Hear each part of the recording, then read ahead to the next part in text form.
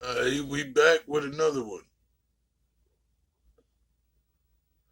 My husband wants to supervise me. It's an animated story. It's your girl, sometimes your boy, Charlotte Carolina. Ain't just my slogan. This is my real fucking name. Good morning, hoes. Let's get into this. Hi everyone, I'm Jennifer, What's 37 up, years Jennifer? old. The story I'm about to tell you will be a little weird and related to death, so if anyone feels uncomfortable, I'm sorry in advance. My husband Ben, 42 years old, was so young when the doctor diagnosed his frequent stomach ache as a sign of a tumor, which we later were told had metastasized, meaning that my husband had stomach cancer. Unfortunately, the tumor was located in an overly sensitive area with too many small blood rays surrounding. So after a thorough examination, the doctors concluded that it could not be removed. You know, that was no different than the death penalty for my dear husband. Despite great grief, whatever comes will come. We begin to discuss Ben's end of life plan. For the past 4 months, we had to undergo chemotherapy at the doctor's request, which only worsens his health. As Ben's partner, I had to suppress the pain and ask him what he wanted for his funeral. Ben said he needed time to think. One evening, a week after my question, while having dinner with me and our son, as if the thought just crossed his mind out of the blue, Ben told me that he didn't want to be buried or cremated. Instead, he'd come up with an extremely daring idea. Yes, it was out of my imagination. He turned to ask our son what he would think if after his father died he could still see a part of his father in this house and knew that he was always watching him every day. Our little boy just laughed naively, while I thought bitterly that death should not be the subject of. Okay, first of all, I'd be like, nigga, this is creepy. What are you thinking? What are you talking about? Like, you gotta let me know. This sounds kind of fishy. Dinner in front of our child. After dinner, when we were finally alone, Ben took my hand, seriously explaining the plan he mentioned earlier. Guys, you really need to imagine my nervousness and anxiety at the time. Ben emphasized that he wanted me to keep his skull, clean it, and place it solemnly on the mantelpiece in the sitting room, exactly where we were sitting. For the rest of his body. Hell no. I don't think so. I mean, I got skulls around my house because they represent wisdom and things like that. But I don't think, nah. What was it? Ben wanted me to bring it to a place where they make gems for human bones and turn him into two big blue gems to put into the eye sockets of that skull. Ben's eyes flashed with excitement when he described how much it would like his own eyes helping him watch the whole family after death.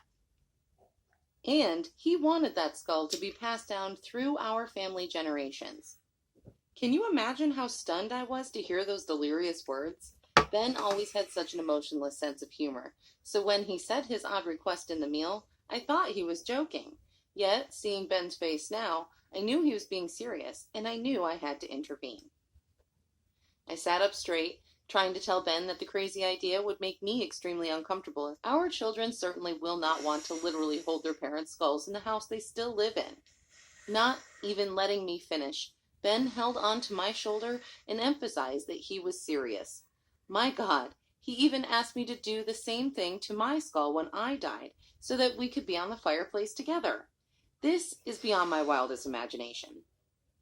I screamed, almost shouted, at my sick husband's face that he was being sick, and that he will regret it in heaven when he looks down and sees in 2 or 3 more generations our descendants will take those weird human skulls for a garage sale.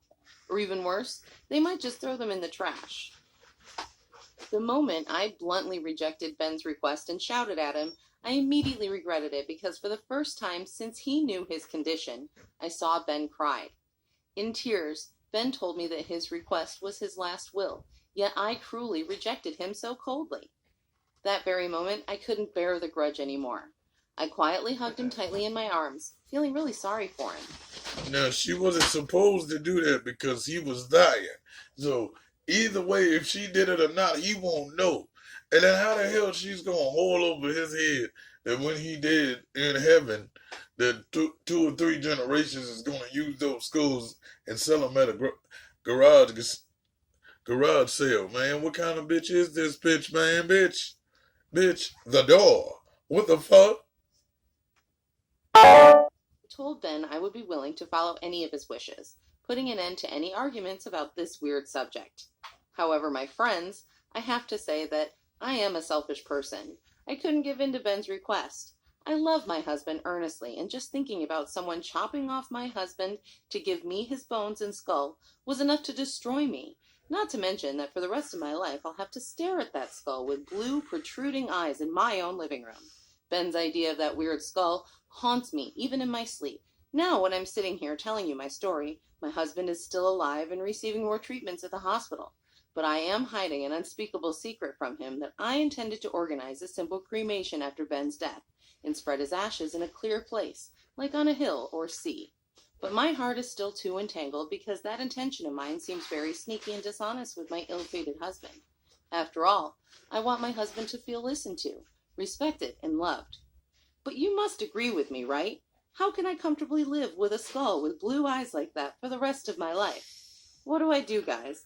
That's a cool ass idea, but stupid, you made a video about it, and that's how we know this shit ain't real, because if it was real, and she said he was still alive, then I come out to bed and be like, bitch, I saw the video on YouTube. You're not gonna do what I told you to, my last wishes? Bitches! They need to stop with these stories. Stop the madness. No cap. We out this bitch.